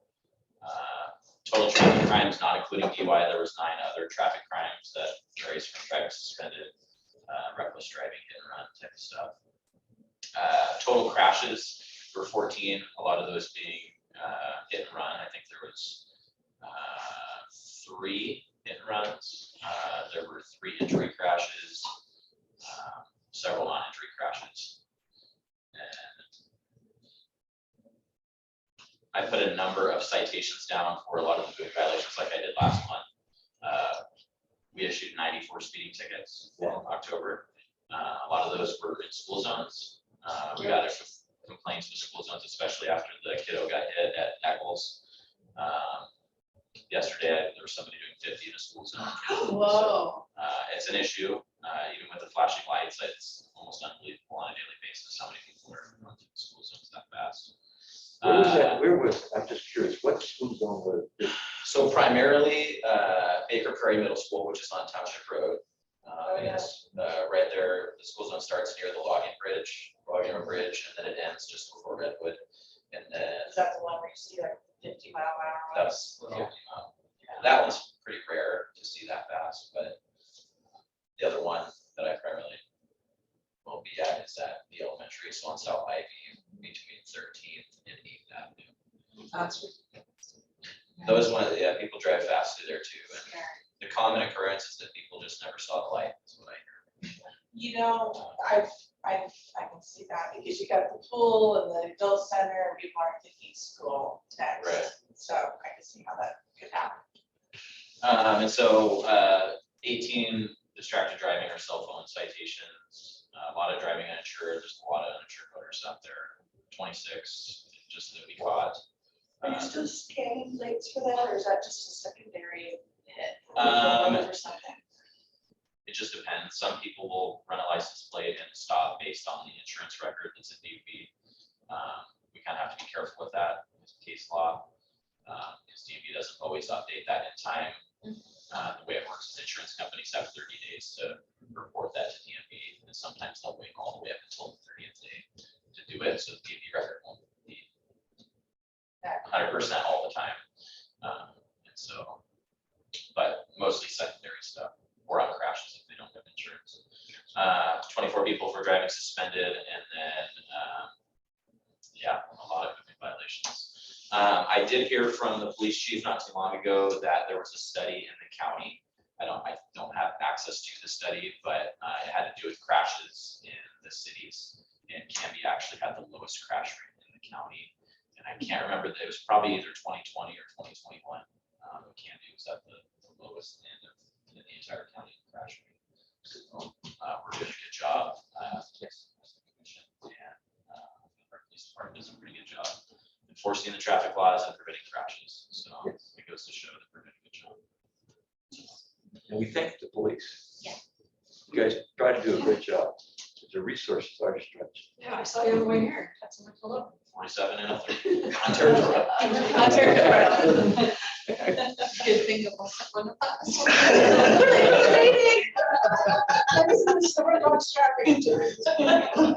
I'll have somebody from planning, which I will check with them. Public Works. There is, where to start? There is so much going on, and it seems like there's no end in sight. I didn't want to bring it up earlier, but another thing for people to remember is that when Knightsbridge Road is closed and 99E is being worked on, is that South Ivy will also be tore up with the county project. So all 3 of those are going to be going on at around the same time. It's just like a Band-Aid, right? Just rip it off, do it all at once. Yep. When somebody was joking about a vacation, I was thinking, I wish I had like 2 years worth of vacation. Check out the January, come back to Christmas. You know, the Okay. only blessing in disguise about that potentially is all these people who are trying to reroute through Canby off of 205 because the tolls are gonna be like, this is a shit show. And Yes. they're not gonna wanna do it. Except the tolls won't be in place. Yeah. Except for Southwest 13th. It's just gonna be hell. on earth. It's gonna be, It was a nice. It's not gonna be a fun couple of years, just kind of. So we're all gonna get many complaints and we're gonna have lots of things to talk about when all of that happens. But currently, right now, like Bob was talking about, is that the Locust Street project is going on. They're working on the sewer right now before they can start regrading the road and getting sidewalks ready to go in. They're pretty much finished up out here for our four-way stop at Redwood Territorial. Awesome. We're just waiting on some weather to get the last of the paving done, and then kind of debating on how soon we want to put the four-way stop up, if we want to try and do it now, or if I'm gonna wait for all the improvements to be done. So that's kind of a discussion that. If you do it now, will you have to redo it? It's not that we have to redo it later, it's just whether or not it's gonna be easier for the citizens when there's no more construction going on to then be like, okay, now this is a stop compared to if we put the signs out there, but we gotta go back out there later for working on something else, a little here or there, punch list items, backfilling. If it'd just be easier for everybody that Kind of leave it alone until it's done. once everything's done, then we'll put up the signs with all the extra notifications that, hey, it's the four-way stop, and then It's such a big. Officer Miller gets to have a payday out there. People running it, I'm sure. Don't know what everybody else thinks, but I think it's such a big change in the traffic flow. It's probably better waiting till everything else is done. And that's what, I didn't want people being distracted with, oh, the guys are still out there working, and oh, there's a stop sign. Because I'm a driver just like everybody else, and I've done that, where it's looking at what the construction guys are doing instead of paying attention to everything else. Yeah.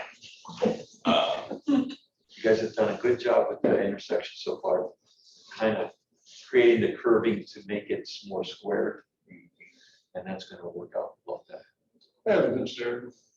It's been bugging me, but on Elm Street, where Candy Rentals is, Yes, they block off that sidewalk. They block off part of that street there. Why do they get away with that? Yeah, I saw that too. Well, it's actually more of a code enforcement thing than an officer thing, but that's been forever complained about corner because you can't It see has. around. Well, they put the island there. Yeah. So then the trucks that come through there, You have to zigzag. few ones that did had to zig and zag. And I mean, I love Candy Rentals, but I still think they're overstepping their. I agree. Welcome. I've long thought we need to make that whole block from first to second on the Candy Rental side of Elm, that whole curve should be yellow. And then the tree that overhangs there, you know, it's getting clipped. Well, definitely gonna get clipped if they don't have a little detour. So there's. They'd probably be okay with it being a yellow curve, because their problem is people park there, right? no, that's where they, That's their That's- staging area. that's there where they load. And They would not want uh, it yellow, they would be very cranky about I have talked with Matt a few times, just throwing different ideas out there. it. We do give them Nothing's- laws leniency. Nothing's really been asked Are there the officially. only business in town that's allowed to basically just shred hydro strips? Yeah. Testing their tillers. They get a lot of latitude, so I think we should step on it a little bit. I noticed in your neighborhood that the apartment is built in the That's some. driveway. I tried so hard. you Third know. Street, I mean, Third and. Oh, yeah. Elm. Oh, Then we had the fire department, wasn't that your Oh, yeah. neighborhood? Yeah. And I noticed, I went by there because my wife asked me, said, isn't there something going on down Second, Third Street? And one-way traffic was, I mean, we've kind of hopscotched around it. Hold there, now it's on back burner. They haven't quite finished the building the apartments. I reached out to Jerry, he's on vacation, I'm hoping to hear back from what the city can do and what Clackamas County can do. That 21-foot road, it's all at a downgrade. So Grant Third and Second flood when it rains. And so we're gonna have like a 80-foot road, 21 feet wide, draining into the street. I'm like, can we do something about that? So- I'm concerned. They have to have drainage for the building in the back, but I don't That whole road flows to a catch basin right there at the corner of the driveway, and that is piped back to all of their on-site storm facility. So it dumps into the street and gets piped back, It does not make it to the. never street. makes it to the No. street. So the way that they have it, they've got it sloped, because that's one of the requirements for any development, is that all stormwater stays on site, except for, there's like 3 very I specific couldn't figure out how districts. so much of a slope Yeah, was it's not slow. going to end up on the street. Yeah, so it's sloped, they've got a drain right there, right behind the sidewalk that is intended to collect all of the rainwater, and then from there it is piped back to Right. their stormwater facility. That's awesome news. Well, I know it's not traffic safety stuff. Well, it is, because if the street floods, that was my concern, because Yep. right now the flooding, it goes up over the ADA ramps. So you can't use them because they're underwater. So I was concerned about it getting worse. Thank you. You can choose to bring up Canby Rental next month under new business if you would like to. If you want, do you want to? Well, this is something that's been ongoing. I see Tracy recognizes it well. Yeah, I see all the time. And so I just I don't want to feel like ignoring people. So if you want to bring it up next month, would you like it on new business? Sure. Okay. Do you have anything else? The only thing else was that, not that it's really 100% city, but working with the gas company while they're trying to finish up moving their pipes out on 99. Originally, they were doing night work. We had some issues, and so now they are doing day work and taking up that lane. I had a meeting with all of them on Monday, and it looks like they're hoping to be done with everything by, they said, the first week of December. It's kind of weird. I was hoping it would be. I was too, but there's a few holidays in there that are kind of screwing with the timeline. But right now, they are currently doing a lane closure on South Ivy. Hopefully that's going well. That's where I'm supposed to be at here shortly, so. Okay. Yeah, I traffic is bad. Yeah, I it's was gonna been- go get those, the little signs off the car wash. I couldn't get to the car wash, so I just came here a little later. I recommend all of you drive down, at least drive down toward Locust to see the kind of extensive work that needs to be done when you have to revamp an older street. And the city does a great job of taking care of all future kinds of issues at the same time that they put in the street. So they're not just repaving a street and putting a sidewalk. They're taking care of the sewage and the water systems and everything, so that once they finish a street like that, it's in good shape for the next 20 years, you know what I mean? Hopefully longer than that. Yeah. Yes. But I mean, they really do a good job of trying to do a complete job so that, not to say that emergencies don't happen, but they really work hard to do a good job. And it takes a lot of effort and machinery to get it done. But I thank them for the good, thorough job that they do. Moving on, city council liaison person. I really don't know much to add to what Spencer said, except that it's kind of traffic related, so I asked Spencer something. Pardon? December 2nd is the tree lighting in the park. So my ask is if you work with Jamie, or I guess it's Tyler on that event, this event makes me nervous every year and it doesn't get better, it seems to get worse. I would like to see that corner by Ebner's where the parade turns around and the kids encroach, because they do throw candy in the dark. I'd like to see it barricaded off so they have to be back further and there's more room for the trucks and tractors and fire trucks and things to get around without smushing the kid out. I don't want to wait till we smush a kid out. No, I don't either. I've been trying to, I just want that, I mean, it's been every year, makes me nervous, and it just seems like there's more kiddos each year, and I'm like, oh my gosh. Just like barricades with, yellow tape or something that they have to stay behind. And I would actually like to see them not throw candy at that corner, but that's another. So you want Third, Third and Grant there, yeah, because they come down Third And then turn turn that this way. corner. right, You so they wanna stand make in sure front of that- Evans, but then they go, and they keep Yeah. approaching to where they're in the middle of that intersection, and it's not a good time. I have an Is anxiety the attack throwing- about it. So is the throwing candy so ingrained in kind of like the Or city parade spirit culture? about it that there's no way Just to in stop? general parade culture, it's Okay. pretty hard. But, yeah, we're throwing candy in the dark, so it's like. Yeah, I mean, on a Saturday afternoon for something in the I summer or know. whatever, but yeah. So like- I would just like to see some barricades that those have to be behind in that corner. If they want it to be down the block to where they can get their candy, or that's fine, but yeah, that kind of, that's kind of the last. I'll ask you, because I've asked the planners of hers every year, so I have maybe I'll go to the public safety guy. to come up with a good way to do that for temporary closure real quick. Yeah, okay. Thank you. I don't want to squish the kiddo. That's all I have. Board members, Deanne?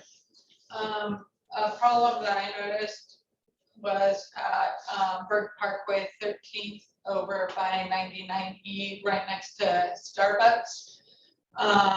The other day it was raining really hard, and the one lane that goes straight or turns to the right onto 99, it was kind of flooded, so I'm not sure if the drain just had leaves blocking it or what, but that whole. one It always lane was floods, but that was really Every bad single that time. Yeah. Yep. Just outside Ace, and on the This is worse than normal. I don't know if there's something that can be done to the street to help it or what, but I think every time I've ever gone out there, it's this drain right here that is usually plugged and That tree's probably. It goes all the way down into the. yeah. And so it's just for how flat all of this is. Yeah, it's one of many areas in town where it's really flat, and when you get all the leaves coming down and all of the rain coming at once, unfortunately, our sweeper can't hit every street every day. That would be So I noticed that like the majority of Canby has issues with it flooding into the street. And I mean, that's not anything on you guys because you're doing everything you can to sweep up the leaves. The and you've got majority that of it- machine to suck it up. Do we have kind of like a long-term issue that we need to be replacing the drainage system so that it's more robust in the majority, city? almost everywhere in the actual system itself, we fixed all of the issues where the ground would take the water or the pipes weren't big enough to convey the water. Mhm. The majority of our problems now are the leaks. Okay. It's just getting the drains clean to where we can actually get the water to go into the drain. That's why every year you, the mayor gives a Yes. PSA about please don't blow your Oh, nose to the street. Yes. Which is one thing that I probably should have mentioned, I forgot, is we are doing a leaf drop off on the 3rd of December here at Public Works. I think it was 8 to 4:30, I don't remember the time, do you remember? I don't remember the time, it's an all-day event on that Saturday here at Public Works, where everyone could just, Send me that, I would remind people first. That's But I have a question. Can you require a landowner to remove a tree on a, for, like, that's a road, and then it's a business. and it's- street trees are required. So it's a kind of it's a necessary. Well, in longer Exactly. term planning, then we can require that maybe they put in evergreens or things that don't drop leaves. Or not right over the drain. Actually, I don't know if I drive 13th very often, but the evergreens that are on that street They are, drop a lot. Yeah. they are terrible. That is one of the You have to be worst streets. specific about what needles are worse than leaves. Yes, needles are much worse than this. I would deal with leaves over needles. We just have to encourage, like the mayor does every meeting. Yeah. Just encourage people not to blow their leaves onto the street. I just Or- don't think people really understand. Or go and pick up your leaves, not just let them wait for the Yeah. wind to blow them out. Yeah, people think, oh, That is- wait, the street cleaner's Fill gonna up do your that. landscaping barrel. Those evergreens are all. So, Okay. quick question about the leaves. So I know we have a lot of neighborhoods now that have parking on both sides, like all the time. So should we, I don't know what the good answer is, but at some point maybe have like I know we have every third Thursday or something. Yeah. But just some extra rounds, people are told, get your cars off the street somehow. Maybe you're allowed to park, we're gonna do a night sweep, you can park at Cutsford for a little while or something, because like my neighborhood, you can't not park on the street. Right. You know, we've got 80 some odd houses and a couple blocks and, 3 cars for each of them. So there's cars on the side of the street and we're adding those parking. They do that, but you never really get swept. You can't get swept, and that's part of the reason that it floods is because those leaves can never quite get up. So just kind of I don't expect anyone to have an immediate answer, but just something we can do on. Maybe I'll bring it up next time. So, What we should encourage, maybe the best thing is, we should encourage, maybe the city already has, on their website someplace, a listing of what areas of the town are done on what days by the sweeper, which seems to have a pattern. There is a pattern. Each week he is in a different quadrant. So there's a northwest, northeast. The problem is with trying to say that, hey, on Mondays, I'm going to sweep from this block to this block. And usually I'm here about this time because he does get a few citizens that got a hold of his cell phone and they will call him by 9 o'clock if he has not been in front of their house because they want to park their car. And the issue with it is a lot of it is one during leaf season like this is he fills up so much faster. So he's doing a lot more trips back and forth. Right. So his timing is off. Garbage cans are an issue. And sometimes I'm the issue because I'm like, hey, I need you to stop sweeping and come help me do this. So that's, yes, it is my fault. And everyone calls the sweeper and complains to him, which is, I think is hilarious.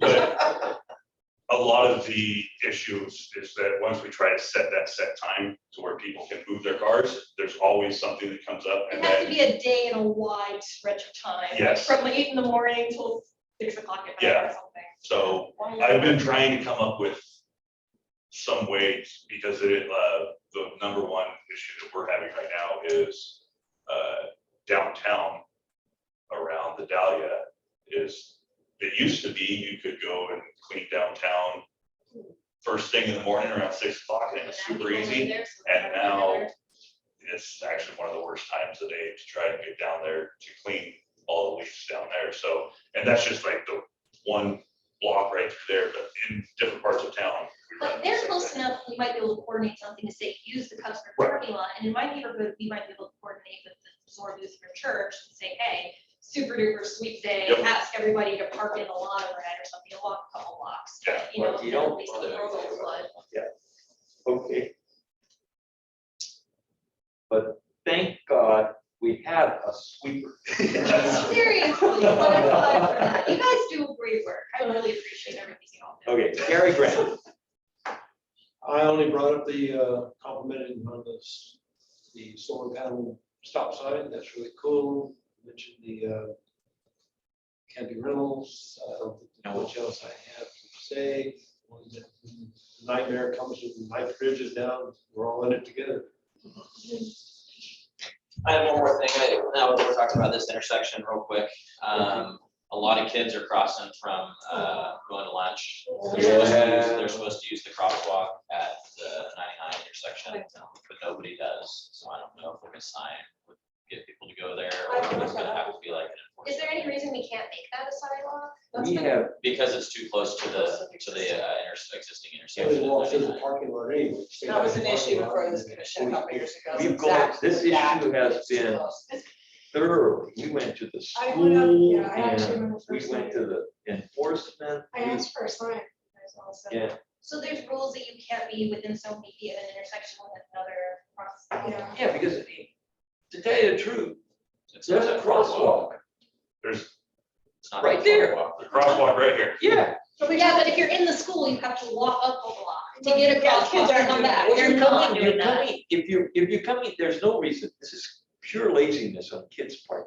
Because if you're coming across this parking lot, you're already further down toward that They Starbucks. come between the buildings, Yeah. over by the high school, over by Roxy's. Yeah. And then they go to Safeway or Roxy's or both, and then they come on down the sidewalk there at the store. They're already to go to behind lunch. the street. But I mean, they could easily, if they wanted to cross that street, they could easily walk down. No, on they don't that. see it as easy because they're already at Roxy's and Safeway. Yeah. It's way out of their way. Yeah, yeah. You gotta think like a teenager. I would never do it as a teenager. Well, I know a teenager, I agree. But we talked before that we asked once before about asking that landowner to put a fence between the curb and that driveway. So help at least give an extra barrier.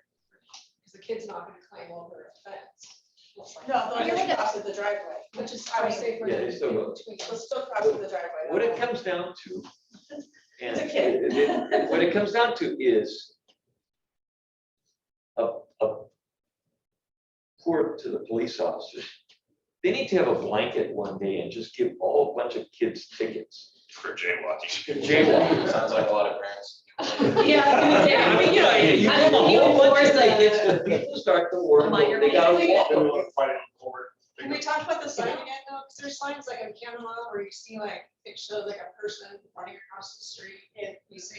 And we did. I think if we just thought outside of the box and just took Dutch Bros and put it where Starbucks is at, we wouldn't have. We wouldn't have any- problems. That actually It's actually does the make truth. sense. Or just tell Starbucks to start making good coffee. Yeah, good luck. But I mean, I can appreciate you wanting with the sign there, but again, teenagers, they don't care. They don't care that there's a sign there. At least we did our due diligence. We have done everything about this problem, that's why I'm kind of, we put together a presentation, we approached the principal. Yeah, they did a lot of. We asked for a community, meeting, an assembly and everything. Nothing seemed to be done or implemented or whatever. I just took a crash there 2 days ago, and it was right there at that intersection. And as I'm dealing with it, the road is pretty much blocked because they T-boned and they were stuck in the road. And there's, people are just running across. and- Yeah. So have we exhausted every single thing? So if a kid does get hit and killed, have we done our due diligence for this? That's my I question. think we've done. Well, I everything can possible. understand that, but the sign, no, I just want to make sure that we all have. And the crosswalk thing, so doesn't the city or the county rather own the sidewalk at 99 because it's 99, and then would the city have some kind of authority to do something regardless of distance because it's a city road? To put it No, in? it's the intersection of 99. It's ODOT's rules on how far the next safety is. Also, Yeah. it is impractical to put a side crosswalk there and for us to worry. Well, I don't think it's impractical because that's where people What about an cross. island? Like I mean, if it's for better or worse, they're never gonna redirect a I whole don't bunch know of if we can do teenagers an up island there 99. because of the two Is that wide driveways. enough? Well, the cars that are going I would through like there to are- see right turn only out of that safely parking lot, or a right and left either, or the crossing cars from one driveway to the other is another danger thing, that's how you get the T-bones and stuff. This is the intersection. You have And they're just people that really do different narrow. driveways, and people who can make a left turn and wait. Well, it's pretty good. I've seen their signals. and Yeah, I go there a lot. People are pretty good. Yeah, I see people cross from, just like the kids are walking, I see cars crossing, Oh, yeah, I do it. so. Sometimes that's where you're already in that. Oh, that's yeah, where you're gonna it's go. just not safe. I mean, but again, we do it, but so. What about a divider down the middle, concrete? I don't know if we can get by with doing one there just because you would be blocking. If you were to put one where this yellow is, then this You would be a couldn't right cross, in and you- and a right out only. And so I don't know if that would end up going to you guys and I don't see, That would be, I see you guys Yeah. getting kind of. coming out, you could make it go right or left. I Well, was not thinking if about it there's to cross. No, I mean, I'm talking about paint, Oh, right? okay. Left only, no crossing, but It's not wide enough for that though, because you it's just can't, one you would car have to, far out. if you put the barrier there, then you would also have entry be one direction. Yeah. And that'd be trying to too much. get their delivery trucks in there, Yeah, that would make it really tight. 'cause I think, I think I'll communicate with our SRO and maybe in a few days out of the week, we'll just park out there and Yeah. kids are trying to cross. Just like We're just we- gonna say, hey, you guys need to go down there. You guys are- yeah, enforcement's really gonna be the only key, because they have done a lot of trying to figure out another way to mitigate it, and it's not It's been working. my sore spot. This reminds me a lot of when Panda Express first went in and all the kids just We're decided jumping to across 99. jaywalk across Yeah, 99 going and to the Express. that was, I mean, if they're running across 99, Yeah, that's Well, fair. then this is kind of, Yeah, they Honestly, don't blink at this. the only way to avoid stuff like this is when we build new things, it should not only be one in, one The out. whole Dutch. It needs to be wider, because I mean, that is way too crowded. You can't, I drive the tiniest little electric vehicle and it is insane to try and get in and get into A&W. And most people drive trucks and SUVs, That and they're was like the popping the curb. Worst planning ever. It is the Oh, worst. Yeah, that was before all of us. That was before us. Yeah, I was just left with the chair at the time. Oh, was he? Yeah. Okay. But Well, I'm sure I all brought right. this up earlier, but anyway. If anybody has any other thoughts about this, just problem, I hate to move us on, but Nope, it's. that's really, sad. it's It still down to, comes it's down gonna to- be an enforcement thing. It comes down to enforcement. I hate to do that because we have tried everything in the living sky to deal with this problem here. Feel validated. Tickets don't go Okay, in. Jennifer? Maybe parents. I just wanted to inquire, so these lane dividers that are on the north side of 99, right before the railroad tracks, they went in recently. Why, and do they have to stay? Yes, the Because quiet zone. it's a what? It's the quiet zone. How does that make things more quiet? The train does not have to honk as one. Because there's a divider making it impossible to Was go that what there somebody and for trucks to turn? If the sign indicates that as well. There's the signage and those curbing and all of that together, all those safety things that are now in place, make it so the generator no longer has to blow them on. Now they do so. Yes, they do. It's up to. It's up to them now, their it's up to their discretion. discretion. So the No longer dividers are required. there, it's my understanding the dividers are there, so people don't try to go and drive around the crossing lines. Because people have done it before. Yeah. And. But do they need to go all the way down, like when you only need the There is- divider closer up? There is a There's set, rules. there's a set distance. That's why it's awkward at Elms. So awkward. Every day, I leave my house, I take Grant to get up to 99 and I just watch trucks not able to turn and they're jumping over it. Every single time I leave my house, I watch a car at Elm, at Grant, or at night at Ivy, just they can't turn. And it's like, okay, how is that better to have like a how many ton truck that is like jumping up on curbs and being like unbalanced? The other issues for emergency vehicles, because when there's traffic stopped at a red light, walking all lanes, They can't get a good angle. we'd have to go in the oncoming lane, which is totally unsafe for emergency vehicles to do, and nobody can get over because they're just stuck there. So since the horns are gonna get blown anyways, like, and we've got gates, I mean, I've lived in communities that don't have gates for the tracks, but I mean, we do have gates that come down, like they're big lights, the arms come down, like, honestly, you get hit at that point, I don't have that much sympathy for you, because you're kind of a doofus, you know? I mean, is it really worth every single person who lives in and visits Canby, like, not being able to take a safe turn for the couple doofuses who are going to try and get around the arms? And I know there's money that was spent and everything, and I'm not trying to say that it wasn't worth trying, but I don't think it works. There might need to be some revisiting at some point of, is there enough benefit to what we were hoping we were going to get from it for what the reality is?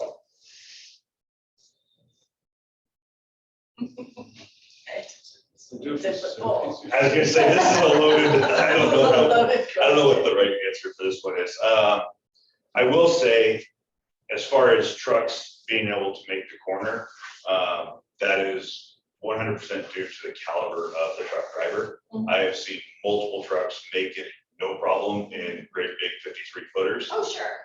but I see a lot We know of there's a short wide delivered. spectrum of delivered- caliber of everybody. So- A lot of doofuses out there. So that, and a lot of it has to do with the truck routes that they're supposed to take. Yeah, they're not supposed to be on those They're not roads. supposed to be taking those right corners, they do. but they still do, so. I understand those concerns, because, I mean, I was out there a part of, and we've actually made that corner wider since The original. originally that curb was out farther and we moved it back to make it easier to make the corner. Everyone just seems to think that, oh, the curb got moved, so I should turn earlier. No, still go out and make your proper corner. The train horn, yes, they do still blow it on occasion. I don't hear it as much in the downtown, but I'm not downtown all the time. I know that a lot of the businesses have thanked some people for it. Mhm.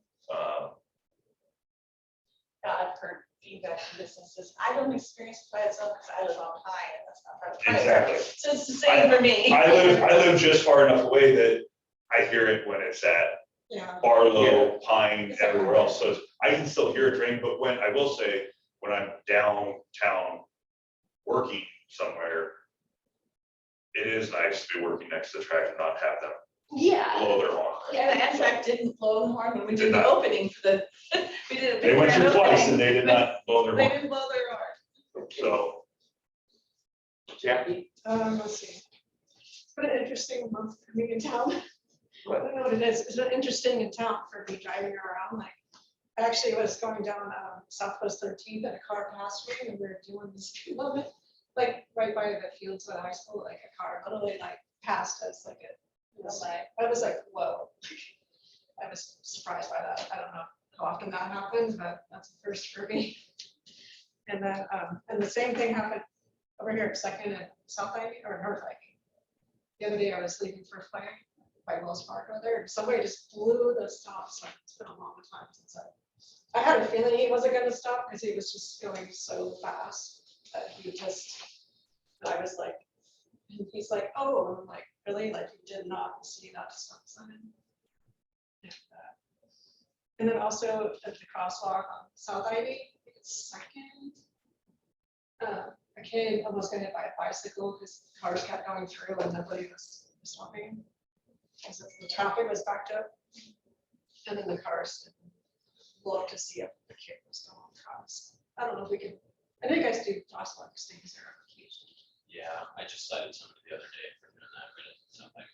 Yeah, Second and Third right there. Yeah, it's Horrible. I don't know what we can do about it. When the new sidewalks go in, are they putting in that pedestrian island that has long been in the development plan, or it's just sidewalks? And then, is that stoplight still going in the township? The stoplight infrastructure is going in, but it's not being turned on Until until few somebody, years down the road? until an engineer deems that it's necessary. Okay. Yeah. Township and South Ivy. It's not deemed necessary right now. Well, you know. Bob's favorite is the traffic engineer, so I'll let him answer that one. Well, all of us will have a chance to join the transportation study when it becomes, out to study, because part of the problem with all our beefs with traffic studies is in the details. Yeah. They have triggers, that standards, that everything is, all decisions are based off a standard.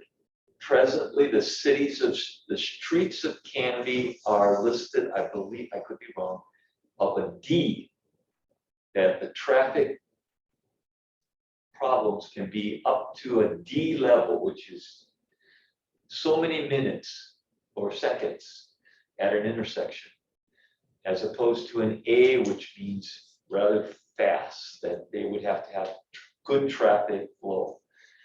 So because they have this low standard expectation, when they have a traffic study, they base it on this low expectation for the streets.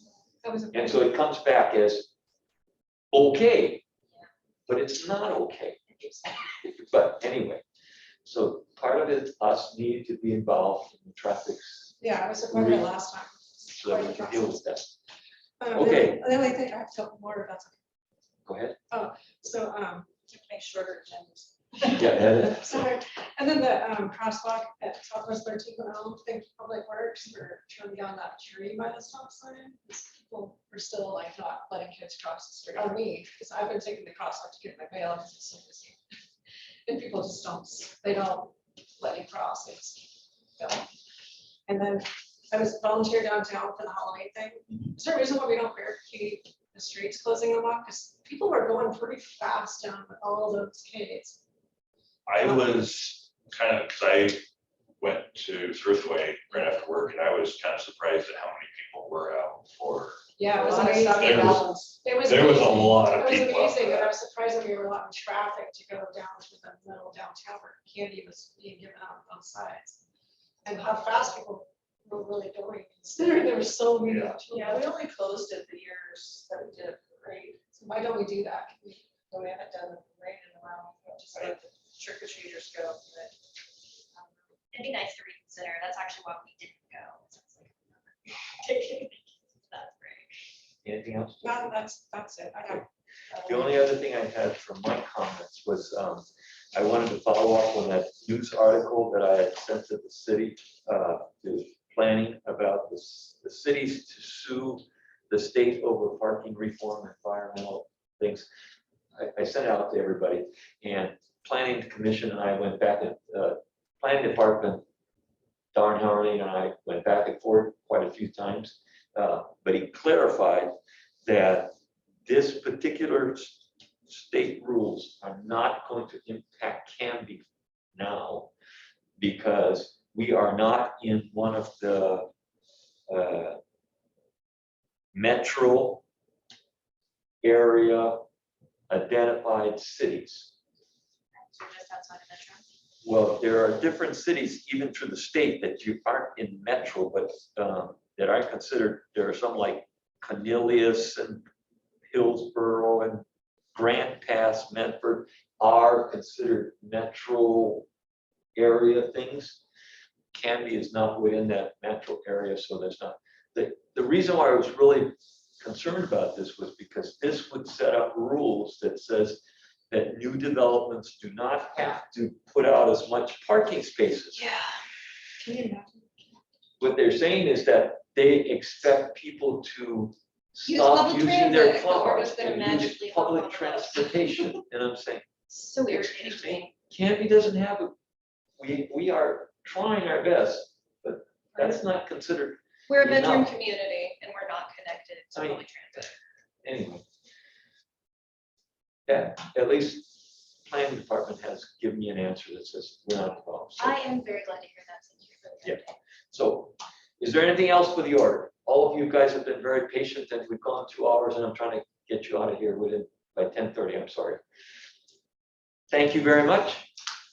Appreciate you guys' involvement. And thank you, Spencer, and everyone. all the others, and Officer Miller and Tracy. Yep, thanks for your time. Yeah.